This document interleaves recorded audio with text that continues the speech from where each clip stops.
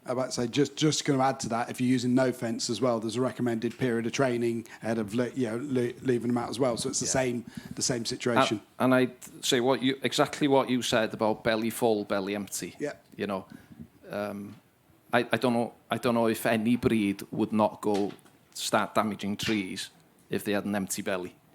You know, if we're talking winter months, low covers, then the sheep, you know, they're intelligent. They know they will go for any food, you know. It's just like if you're not hungry, you're not going to go and steal the loaf of bread. Yeah. But if you're absolutely starving, you're going to go and steal a loaf of bread. Yeah.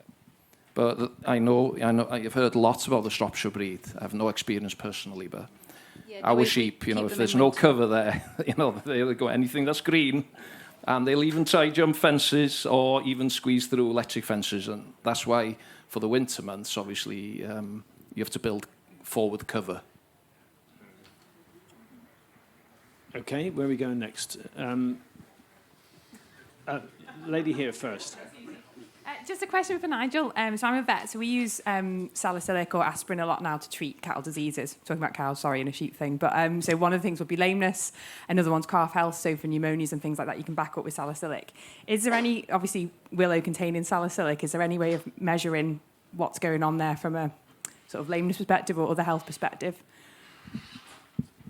We haven't done that. I know Tim Downs, again, going back to Tim Downs, has willow in his close by farm paddock, and he uses that for putting his poorly cows, his lame cows in. So he uses that, but we're still largely anecdotal on the salicylic acid. So we're not measuring it in different varieties to know that. We're still, most of the willow and things we're feeding, we're still on wild varieties, and I don't think there's measures of it. It's not something I've heavily looked into. It's just there, and I tend to use it for the gag that it should help your fertility, because no ew's going to have a headache anymore. Phil.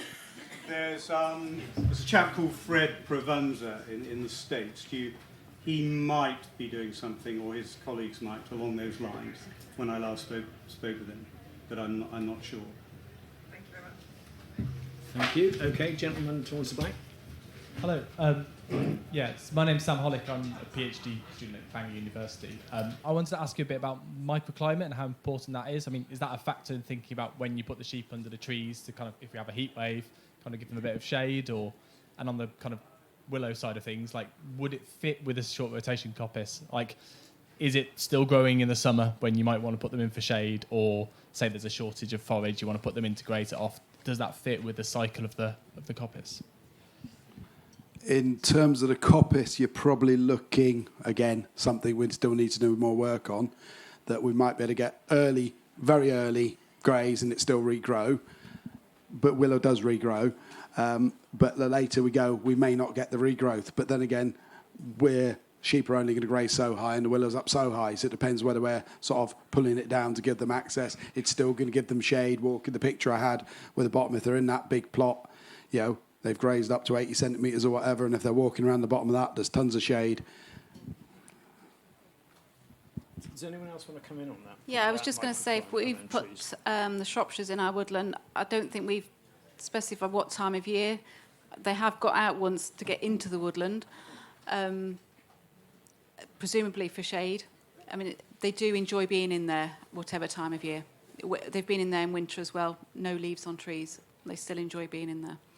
I mean, quite regularly, you go out on a hot day, a bright sunny day like this, and to a line, they'll all be laying under the shade of a tree. There won't be any out in the bright sunshine at all. I mean, blowfly, I think we have to watch a little bit more. They can sometimes create a great gathering point. Maybe with lots of sheep droppings around for blowfly to congregate. The more shade we have, the more they're spread out. Well, absolutely right. Yeah, that's true. Jake? The Dunthrop in the Cotswolds, it can get really bitter. We lamb quite late because we're trying for outdoors all the year round and try and build in hardiness. So we're prepared to lose a few lambs on the way. A couple of things we noticed this spring. It was very bitter. We put them in an ancient woodland. And that was great for, I guess, like a green barn. But what our shepherd was convinced of, that some of the lambs lost their bearings with mothers because of the shape of the woodland. We don't know enough about that yet to draw any conclusions, but just in answer to you, that's kind of what we're finding, because they went there because it was so bitter, and we let them go there. But next year we may have more information. Okay, it's still an area where there's a lot of learning needs to be done. But it's very ancient, and it's a bit like a human. If I find Amsterdam like that, I get lost in Amsterdam. In some places, it's quite hard to navigate, but we're not sure if it's because of that, and because of the way the trees are positioned, and where the lambs tended to go and the mothers tended to go because it was so cold, whether they lost a bit of communication. But they needed more help, joining each other than we thought they would. But it's something we're going to look at next lambing. Good, thank you. Okay, this lady in the front. In terms of willow experience from the basketry tradition, quite often basket makers only tend to want quite fine, small willow, and I don't think they're using goat willow, they're using different varieties, but I don't know if this would work with goat willow too. But they would tend to have something called the May chop or the June chop, so they would purposefully chop the willow growth early in the year so that they wouldn't get oversized willow. So in terms of the willow stool isn't going to care about you giving it that early grazing, I'd imagine. No. Yeah, that's we'd talked about basket willow and that when we were sort of talking about whether we take this early chop and you can take it right down, it will grow back up then. But that's once you get probably to about the end of June, you're probably getting a bit late for that chop right down. So it's that bit, but you will get some regrowth on a graze anyhow. But so you've got that option, but exactly what we need and what we're taking off it still in process. Lovely, thank you. Okay, are there any more questions or areas of discussion? Rob? Thanks, Phil. You blew my cover earlier, so I speak with Shropshire sheep in mind. This is a very, very wide-ranging conversation that's going on here, and there are little light bulb moments all the time. Sheep and acorns, been there, done that. And if you live on a farm where every field has got oak trees, you've got to deal with it. But I'm fortunate to keep Shropshires, and I know, for example, this year I pruned some cherry trees after picking the cherries.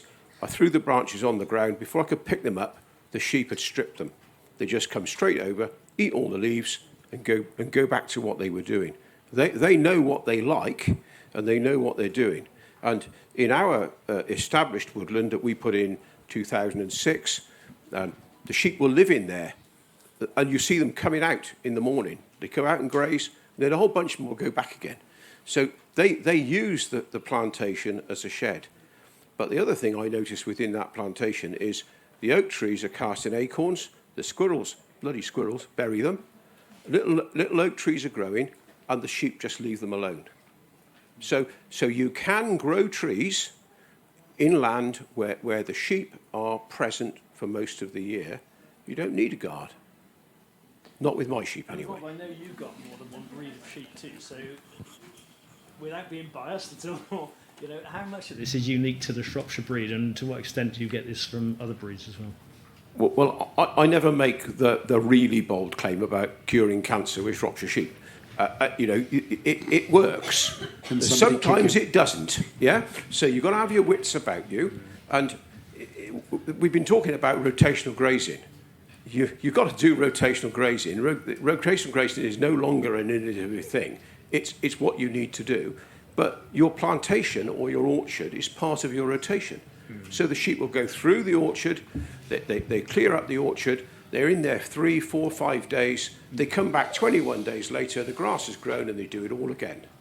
And so rotation and the ability to pull the sheep out, put them onto some run back or something like that is absolutely essential.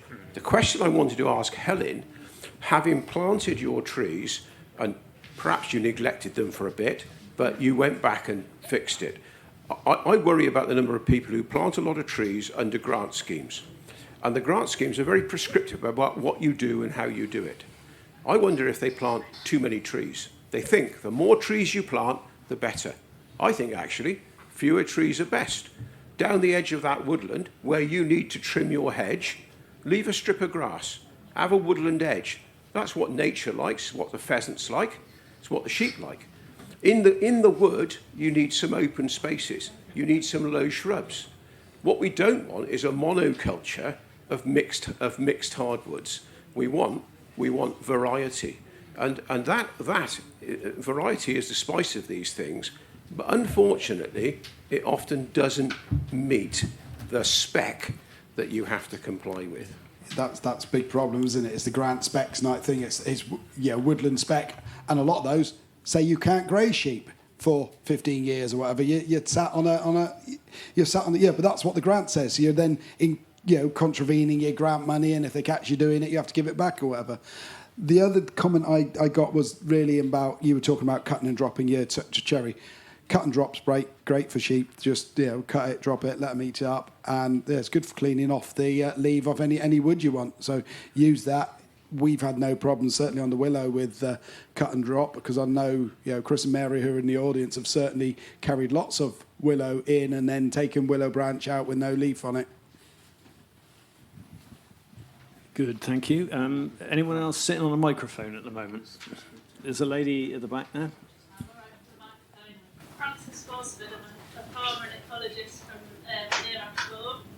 I'm interested to know whether there's been if you've got any examples of where they've used primitive sheep to graze willow. I do use the cut and drop method to feed my sheep and recognise that benefit of cobalt. But I'd really like to know if there's any way in which there's always been bark blurs. So is there any way, is there any experience there of using primitive sheep in a willow coppice system?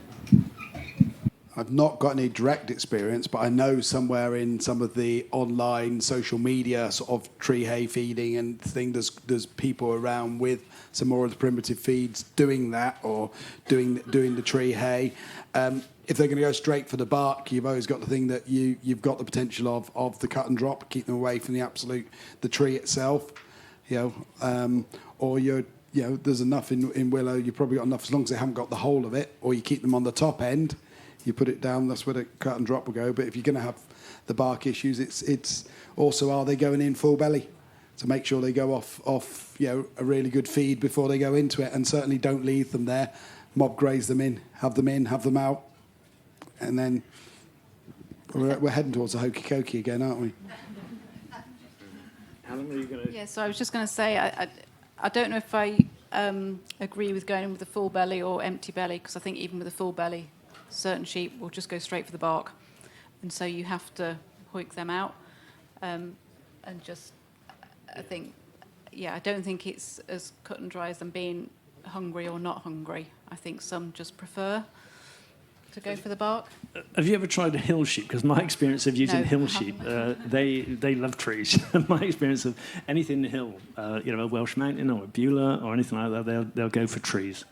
I don't know about other downland breeds, again, whether there's a tendency for them to... Yes, certainly the ram that actually got into the woodland, into the ladies, he just went straight for the bark. Yeah.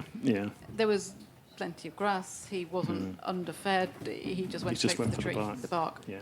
It was... Okay, lady in the front here. Sasha Roberts from Nature Broking, which is a new company we've just set up to help businesses invest in nature. But the question that I have is your silver sheep yogurt on sale yet? No. And isn't it very expensive to get it out into the marketplace? Well, not necessarily. I mean, for us, it all depends if the mind shift changes. If someone values something like nature, in the environment, health, then once that starts to shift, it's a lot easier to put a price on it. The problem with a lot of regenerative farmers we've spoken with is they put a lot of work in, but they still suffer from having to sell at commoditized prices. So at the moment, no, it's not ideal. But I think that there's enough momentum, ideas, exciting people out there that it's going to shift.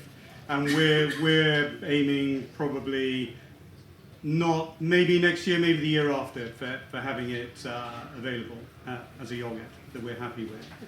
Is it organic or is it just synergy? That's a good question. What's your definition of organic? Do you mean certified? No, yeah. No, I don't mean certified. I just mean like the way that the animals are kept and antibiotic use and wormers Totally, yeah, and all of 100%. that.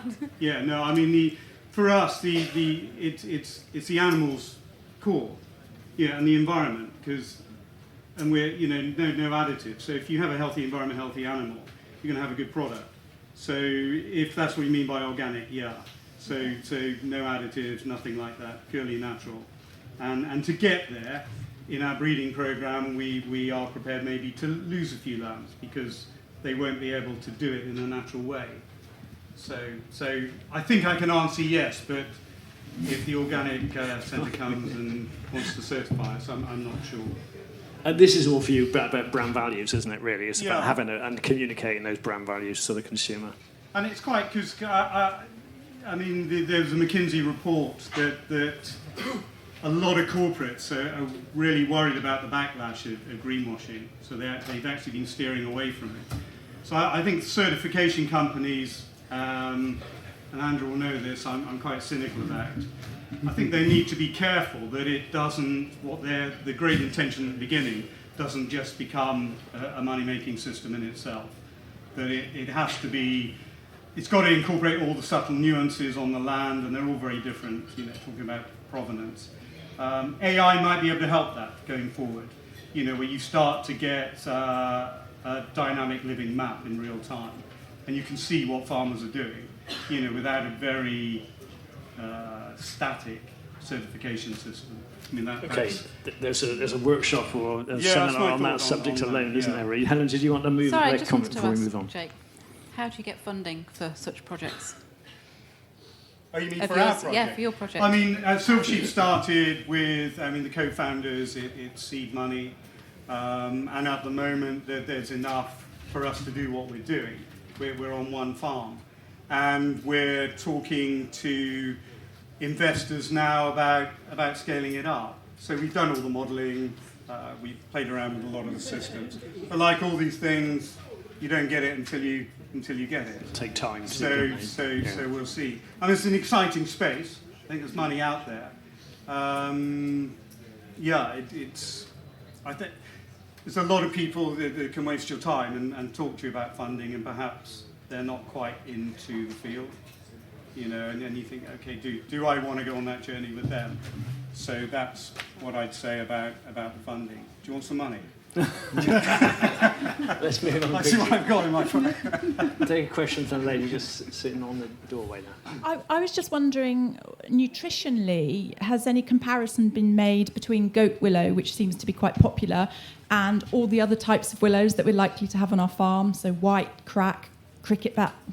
We've done, every willow we've looked at has had the high cobalt and high zinc so far. So we've done white, we've done crack. I don't think we've done cricket bat, but everything so far is there. So the goat willow, as much as anything for the trial, but yeah, we've looked at various other different willows and found nothing different nutritionally on the mineral side. We haven't necessarily done the energies and proteins on the other willows.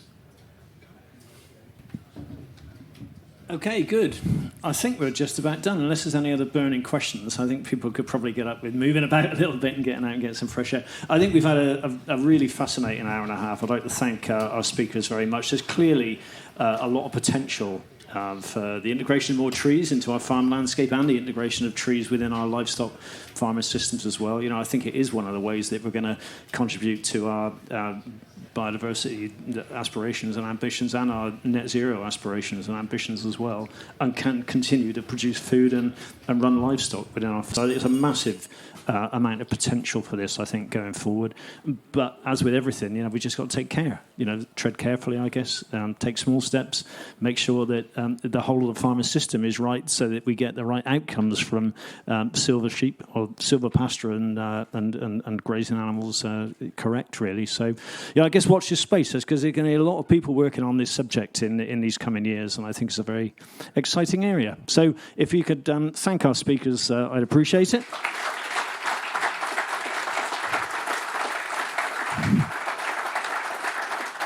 And thank you very much, and enjoy the rest of the show. Thank you. Thank you for listening. We'd like to thank our lead sponsor, Sainsbury's, and our other major sponsors, Farmers Weekly Transition, Forestry Commission, and Till Hill, and all the attendees for making this show such an overwhelming success. To get advice and support for your agroforestry project, either visit woodlandtrust.org.uk/plant or soilassociation.org/agroforestry.